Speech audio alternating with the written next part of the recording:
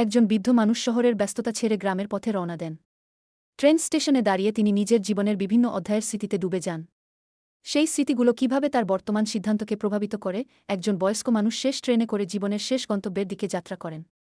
কিন্তু সে যাত্রা কি মৃত্যুর দিকে, নাকি এক নতুন জীবনের শুরু? এক কিশোর স্টেশনে একজন বৃদ্ধের পড়ে যাওয়া ব্যাগ ফেরত দেয়। ছোট এই ঘটনার মধ্য দিয়ে দুই প্রজন্মের মধ্যে এক হৃদয়স্পর্শী সংযোগ তৈরি হয়। এই ছোট ছোঁয়া কিভাবে একজন মানুষকে ভেতর থেকে বদলে দিতে পারে। এক বৃদ্ধ ট্রেন স্টেশনে দাঁড়িয়ে থাকা অবস্থায় ট্রেনকে সময়ের প্রতীক হিসেবে দেখেন। কিভাবে প্রতিটি ট্রেন তার জীবনের এক একটি অধ্যায়ের প্রতিনিধিত্ব করে। একজন প্রবীণ মানুষ শহরের কোলাহল থেকে মুক্তি পেতে গ্রামের পথে রওনা দেন। তার চোখে শহর আর গ্রামের জীবনের পার্থক্য কিভাবে প্রতিফলিত হয়। ট্রেনের জানালায় বসে এক বৃদ্ধ তার মৃত স্ত্রীর স্মৃতিচারণ করেন। কি হয়েছিল তাদের মাঝে?